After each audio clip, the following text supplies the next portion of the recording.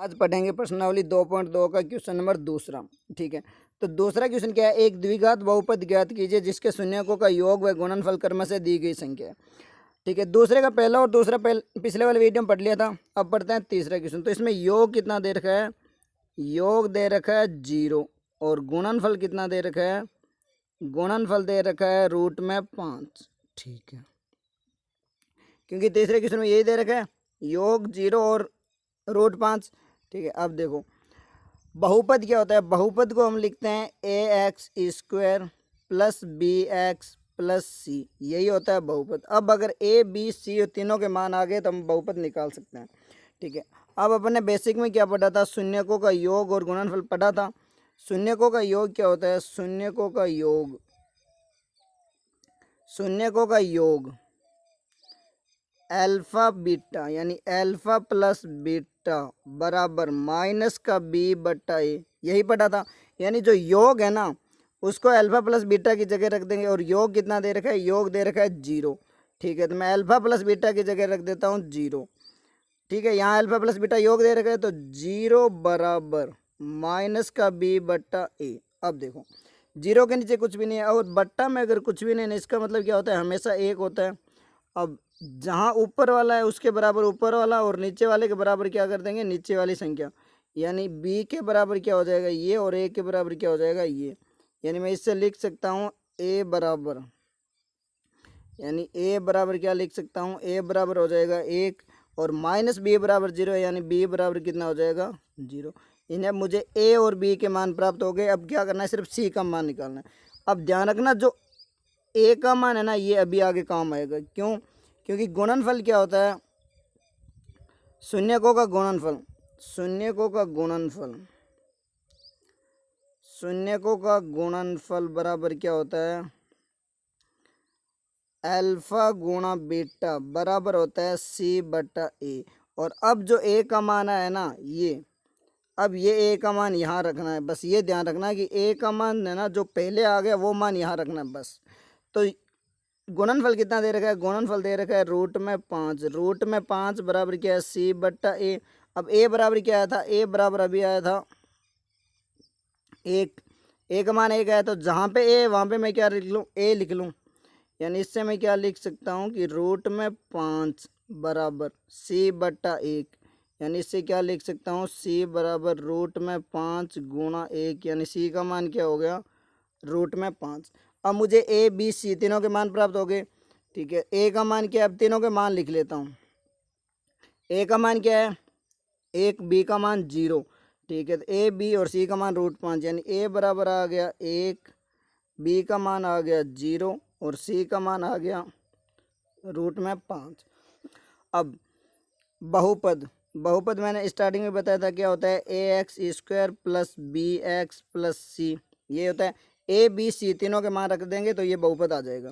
तो a की जगह क्या है 1, यानी 1 गुणा में x² प्लस b की जगह जो b का मान है वो 0 और गुणा किससे करेंगे x प्लस c का मान क्या है √5। ठीक है, एक को इससे गुणा करूँगा तो वही हो जाएगी संख्या x² प्लस, जब मैं b को इससे गुणा करूँगा 0 हो जाएगा तो लिखने की ज़रूरत नहीं है। पीछे बचा c, तो c का मान क्या हो गया √5 और यही क्या है, यही है अपना बहुपद, यही इसका आंसर है। बस तो करना क्या है, एक बार और देख लेते हैं। सबसे पहले क्या करना है, जो दे रखा है वही लिखना है। यानी क्वेश्चन में क्या दे रखा है, सबसे पहले क्वेश्चन में दे रखा है योग, तो मैंने शून्यकों का योग लिख दिया alpha plus beta equal to minus का b/a। अब अल्फा प्लस बीटा का मान दे रखा था 0, तो 0 बराबर मैंने क्या लिखा था माइनस का b/a। अब 0 के बट्टा में कुछ भी नहीं है तो मैं 1 तो लिख सकता हूँ, कुछ भी लिखो, हमेशा बट्टा में 1 ही होता है अगर कुछ भी नहीं हो तो a का मान क्या हो गया 1 और b का मान 0। बस ये ध्यान रखना है कि ये जो a का मान यहाँ पे आया ना वही मान c के बट्टा में जो होएगा वहाँ पे रखना है। ठीक है, इसके बाद क्या रखा है शून्यकों का गुणनफल, तो गुणनफल क्या दे रखा है √5, मैंने √5 लिख दिया बराबर c/a और a का मान पहले क्या हो गया था, a बराबर 1 पहले ही आ गया था तो बस a की जगह मैंने 1 रख लिया। अब ये 1 या यहाँ पे भाग में है तो भाग वाला इधर आएगा, गुणा में हो गया तो √5 गुणा 1 कितना हो गया √5। अब मेरे पास a b c तीनों के मान आ गए, यानी a का मान क्या है 1, b का मान 0 और c का मान √5। और द्विघात बहुपद अपन को पता है ax² + bx + c होता है, यही क्या होता है बहुपद, कौन सा, द्विघात बहुपद, और यही निकालना था। अब जब मैंने ए बी सी तीनों के मान रखे तो मेरा आंसर क्या आ गया, एक्स स्क्वायर प्लस 5, और यही अपना आंसर है। अब दूसरे का चौथा, तो चौथे में क्या है, योग और गुणनफल दोनों ही क्या दे रखा है, एक एक दे रखा है, यानी योग कितना दे रखा है, योग भी एक है, और गुणनफल भी कितना दे रखा है, एक दे रखा है, बस ठीक है। वही सभी में सेम ही प्रोसेस है, दूसरे के 1 से लेकर 6 तक सब में वही करना है। शून्यकों का योग क्या होता है, शून्यकों का योग लिखते हैं अपन अल्फा प्लस बीटा, बराबर में क्या होता है, माइनस का बी बटे, यही होता है। अब अल्फा प्लस बीटा योग कितना दे रखा है, 1, यानी 1 बराबर क्या होगा, बी बट्टा ए। अब देखो अगर इसके बट्टा में कुछ भी नहीं है तो मैं 1 तो लिख सकता हूँ, ऊपर वाला ऊपर वाले के बराबर होगा और नीचे वाला नीचे वाले के बराबर, ठीक है। अब यहाँ से क्या हो जाएगा, यानी ए बराबर हो गया 1 और माइनस का बी बराबर क्या है, 1, यानी बी का मान क्या आ जाएगा, बी का मान आ जाएगा -1। बस ये ध्यान रखना कि यहाँ पे एक माइनस है पहले से ही। तो अब ए और बी के मान आ गए, अब निकालते हैं सी का मान, ठीक है। तो ए का मान आ गया 1 और बी का मान -1। गुणनफल क्या होता है, अल्फा बीटा बराबर सी बट्टा ए। अब जो ये ए का मान है ना, वो मान यहाँ इस ए में रखना, बस इतना ध्यान रखना। गुणनफल कितना दे रखा है, गुणनफल दे रखा है 1, ये देखो गुणनफल 1 दे रखा है, और ए का मान भी क्या है 1, तो बस जहाँ जो वैल्यू है वो वैल्यू रख दो। गुणनफल कितना है 1, यानी 1 बराबर सी, और ए का मान भी कितना आया था, ए का मान अभी 1 आया ही था तो 1 हो गया, यानी इससे क्या हो जाएगा, सी बराबर 1, और ये वाला 1 यहाँ पे आएगा तो क्या हो जाएगी, गुणा में आ जाएगा, क्योंकि भाग वाला बराबर के इस साइड जाता है तो प्लस का माइनस, माइनस का प्लस, गुणा का भाग और भाग का गुणा होता है, यानी 1 × 1 बराबर कितना हो गया 1, ठीक है। अब मेरे पास क्या हो गया, ए बी सी तीनों के मान आ गए, अलग अलग लिख लेता हूँ, ए का मान, बी का मान और सी का मान। तो सी का मान तो 1 आ गया, और ए का मान भी 1 आया था। बी का मान और देख लेते हैं, बी का मान क्या आया था, बी का मान आया था मेरे पास -1, तो ठीक है बी का मान भी यहाँ लिख लेते हैं, बी का मान आ गया -1, बस ये ध्यान रखना। अब बहुपद क्या होता है, बहुपद होता है ax² plus bx plus c, ये क्या है, द्विघात बहुपद, क्योंकि क्वेश्चन में क्या पूछा है, द्विघात बहुपद, और वैसे भी दूसरी प्रश्नावली में द्विघात बहुपद है, तो ये होता है द्विघात बहुपद, ठीक है। अब ए बी सी के मान रख लेते हैं, ए का मान कितना है 1, तो ए को x² से गुणा करो, 1 ही रहेगा, यानी x² प्लस यहाँ b है, b का मान -1 है, और गुणा में x प्लस c का मान क्या है 1, तो अब ये प्लस इंटू माइनस क्या हो जाएगा, माइनस हो जाएगा, ये तो आंसर क्या आएगा, x² माइनस x प्लस 1, और यही क्या है, द्विघात बहुपद है। अपना फाइनल आंसर क्या हो गया, x² माइनस x प्लस 1, बस ये ध्यान रखना, ठीक है। देख लो एक बार और, करना है क्या है, सभी में वही करना है। सबसे पहले क्या करना है, अगर योग दे रखा है तो योग, गुणनफल दे रखा है तो गुणनफल, ठीक है। योग क्या दिया था, alpha plus beta equal to क्या होता है, माइनस का बी बट्टा ए, तो अल्फा प्लस बीटा का मान कितना दे रखा था 1, तो मैंने 1 लिख दिया। अब बट्टा में कुछ भी नहीं है तो मैं 1 मान लूँगा, क्योंकि अगर कुछ भी नहीं है तो हमेशा 1 ही होता है।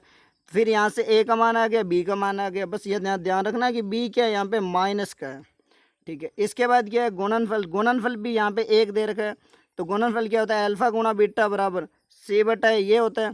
तो मैंने अल्फा प्लस बीटा की जगह क्या रख दिया 1, और बट्टा बराबर में क्या हुआ सी बट्टा 1। अब ये बट्टा में 1 इधर आएगा तो क्या होगा, गुणा में, तो मैंने 1 गुणा 1 कर दिया, और यहाँ से सी का मान भी क्या आ गया 1।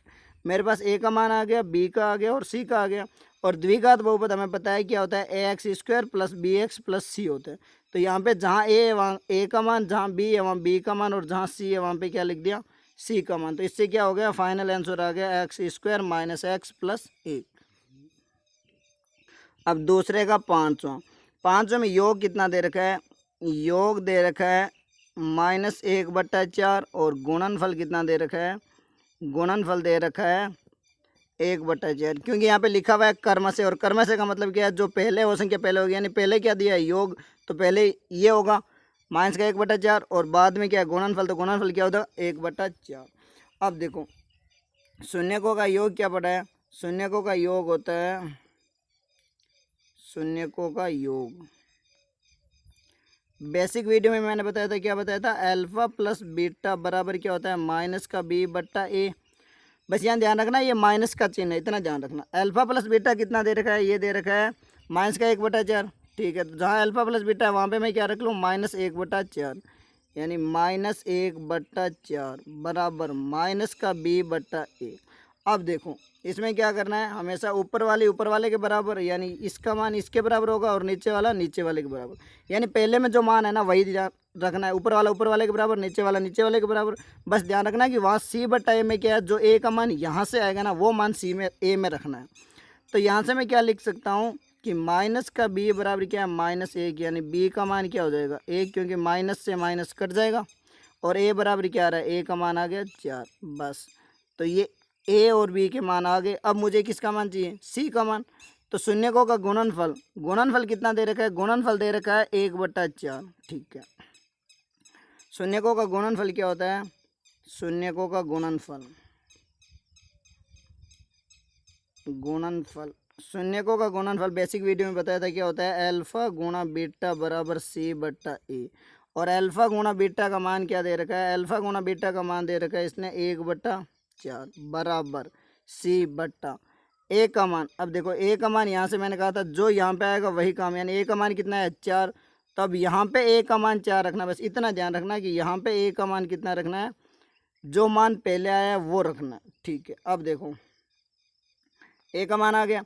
अब 4 से 4 कट गए तो यहाँ से c का मान क्या आ गया, c का मान आ गया मेरा 1। अब क्या करना है, a b c तीनों के मान आ गए। द्विघात बहुपद क्या होता है, द्विघात बहुपद होता है, द्विघात बहुपद को हमेशा लिखते हैं x² plus bx plus c से। यही होता है x² plus bx plus c होता है।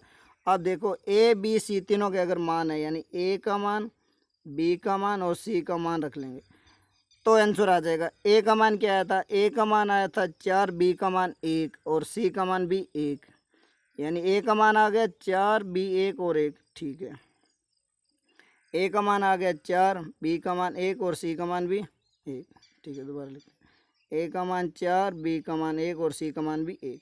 अब इस समीकरण में a b c तीनों के मान रखने हैं। ठीक है, तो जहाँ पे a वहाँ पे क्या लिखूँगा मैं 4, तो 4 गुणा x² प्लस b का मान कितना है 1 गुणा में x प्लस c का मान कितना है 1।